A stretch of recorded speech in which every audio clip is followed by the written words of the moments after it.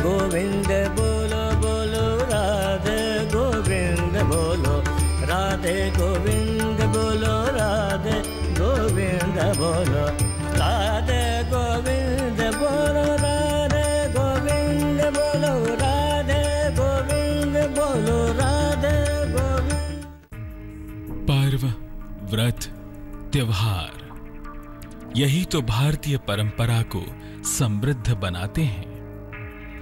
आज मैं धर्म आपको एक ऐसे त्योहार के बारे में बताऊंगा जो आपके जीवन में प्रेम और सौहार्द भर देगा। बसंत पंचमी और होली के बीच मनाया जाता है फुलेरा दूज का पर्व। इस दिन हर क्षण शुभ और पवित्र होता है। बिना मुहूर्त देखे किए जाते हैं सारे मंगल कार्य। तो आइए मैं आपको इस परम पवित्र पर्व की महिमा समझाता हूं।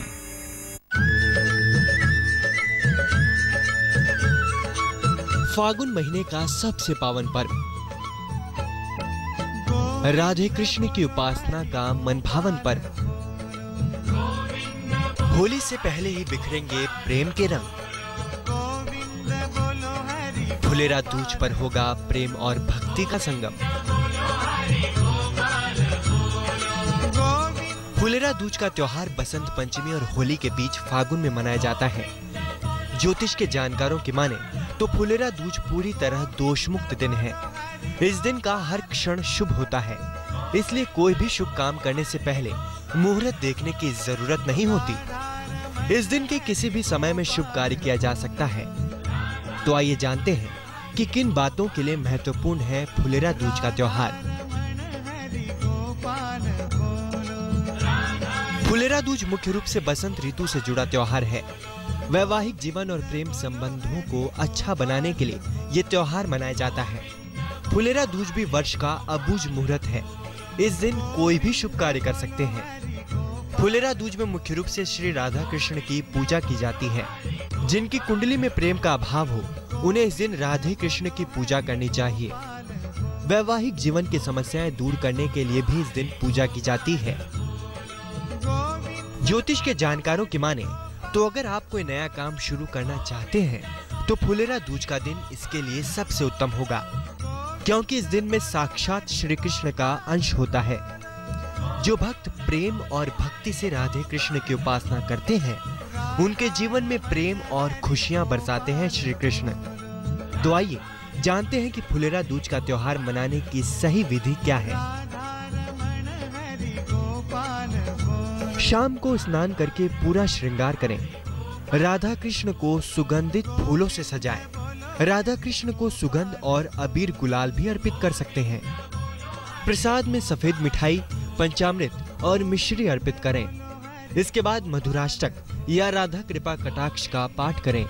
अगर पाठ करना कठिन हो तो केवल राधे कृष्ण का जाप कर सकते हैं। श्रृंगार की वस्तुओं का दान करें और प्रसाद ग्रहण करें। कृष्ण भक्त इस दिन को बड़े उत्साह से मनाते हैं। राधे कृष्ण को गुलाल लगाते हैं, भोग लगाते हैं, भजन कीर्तन करते हैं, क्योंकि फुलेरा दूज का दिन कृष्ण से प्रेम को जताने का दिन है।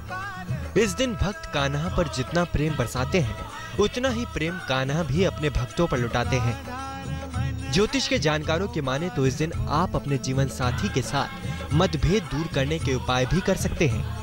कैसे, खुद ही देख लीजिए। सोने वाले पलंग के चारों पांवों में गुलाबी धागा बांधें। पलंग के नीचे गंदगी इकट्ठा न होने दें। सोने के लिए ढेर सारे तकियों का प्रयोग न करें।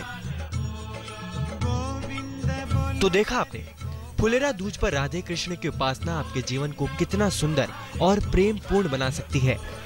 तो आप भी पूरे आनंद से ये पर्व मनाइए और कृष्ण भक्ति का लाभ उठाइए।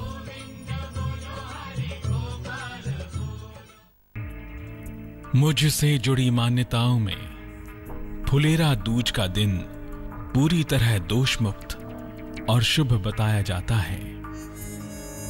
लेकिन इस पर्व का पूरा लाभ पाने के लिए कुछ सावधानियां बेहद जरूरी हैं। आज मैं धर्म आपको पवित्र फुलेरा दूज की सावधानियों के बारे में बताऊंगा, लेकिन इससे पहले आइए जान लेते हैं आखिर क्या कहती हैं आपकी राशियां।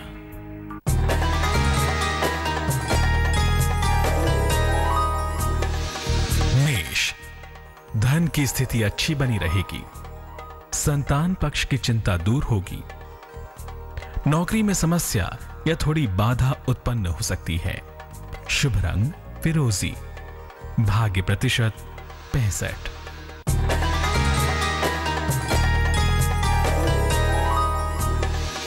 वृष, कारोबार में आकस्मिक लाभ का योग बन रहा है। संपत्ति संबंधी मामले सुलझ जाएंगे। नौकरी में पदोन्नति अभी टल सकती है। शुभ रंग धानी।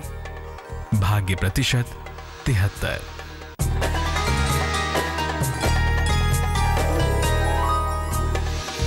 मिथुन, नौकरी और जीवन में आपको नए अवसर मिलेंगे। शुभ समाचार मिलेगा। दूसरों की भावनाओं पर ध्यान देने की जरूरत है। शुभ रंग आसमानी। भाग्य प्रतिशत 69।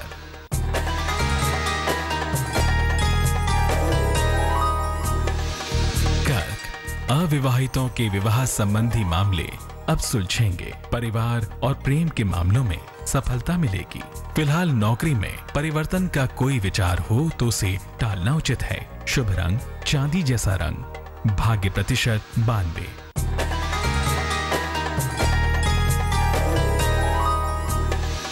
सिंह, अपनी वाणी पर नियंत्रण रखें। अचानक स्थान परिवर्तन हो सकता है। धन या कीमती सामान के नुकसान से अपना बचाव करें। शुभ रंग धानी। भाग्य प्रतिशत 69।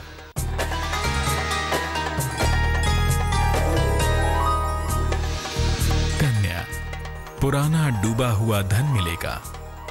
बाधाएं जो नौकरी और कार्य क्षेत्र में हैं अब समाप्त होंगी। प्रेम के मामले मधुर होते जाएंगे। शुभ रंग गुलाबी। भाग्य प्रतिशत 75।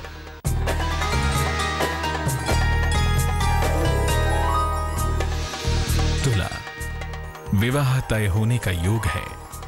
नए व्यवसाय की शुरुआत का योग बन रहा है। रुका हुआ काम बन जाएगा। शुभ रंग नीला। भाग्य प्रतिशत 73।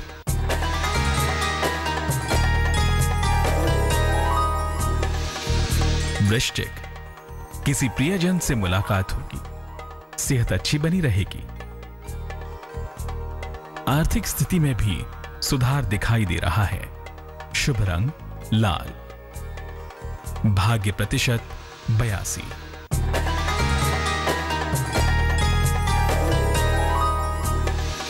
धनु, आपको सेहत परेशान कर सकती है। चोट या दुर्घटना की संभावना दिख रही है। अचानक धन प्राप्त होगा। शुभ रंग क्रीम। भाग्य प्रतिशत 75।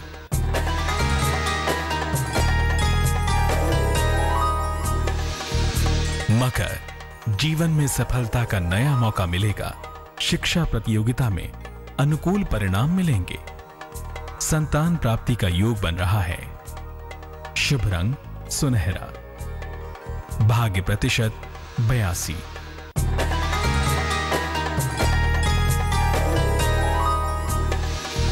कुंभ, किसी पुराने मित्र से मुलाकात होगी।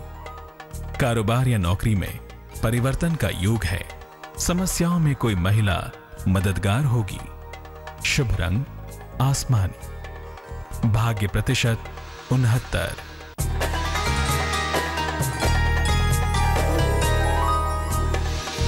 मीन, परिवार में तनाव हो सकता है। यात्रा करना लाभदायक नहीं होगा।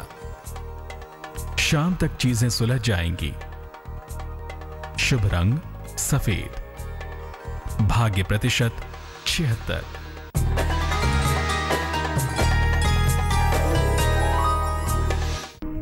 अब मुझे कुछ देर विराम लेना होगा। लौटकर मैं आपको बताऊंगा कि फुलेरा दूज पर कौन सी तो फुलेरा दूज के दिन से ही लोग होली के रंगों की शुरुआत कर देते हैं। धार्मिक मान्यता है कि इस दिन से ही भगवान कृष्ण होली की तैयारी करने लगते थे और होली आने पर पूरे गोकुल को गुलाल से रंग देते थे। इसे फूलों का त्योहार भी कहते हैं, क्योंकि फागुन महीने में कई तरह के सुंदर और रंग बिरंगे फूलों का आगमन होता है और इन्हीं फूलों से राधे कृष्ण का श्रृंगार किया जाता है। लेकिन क्या आप जानते हैं कि फुलेरा दूज के दिन कौन सी सावधानियां रखनी जरूरी है? आइए हम आपको बताते हैं। शाम का समय ही पूजन के लिए सबसे उत्तम होगा। रंगीन और साफ कपड़े पहनकर आनंद से पूजा करें। अगर प्रेम के लिए पूजा करनी है तो गुलाबी कपड़े पहने। अगर वैवाहिक जीवन के लिए पूजा करनी है तो पीले कपड़े पहने। पूजा के बाद सात्विक भोजन ही ग्रहण करें। हर त्योहार की तरह फुलेरा दूज भी नफरत भुलाकर प्रेम से रहने की सीख देता है। तो आप भी राधे कृष्ण की उपासना में इन सावधानियों का ध्यान रखिए और फिर देखिए कैसे ये पर्व आपके जीवन में आनंद ही आनंद भर देगा। अब मैं चलता हूँ, फिर आऊंगा, क्योंकि मैं जानता हूं कि आपको हर रोज मेरा इंतजार रहता है। तो अब अगली खबर का रुख करेंगे। बीजेपी सांसद योगी आदित्यनाथ ने पीएम मोदी के मुरीद अनुपम खेर पर करारा वार किया है। योगी आदित्यनाथ ने कहा कि अनुपम खेर रियल लाइफ में विलन है। Welcome Ritesh, you've got a rock star welcome here. So how many of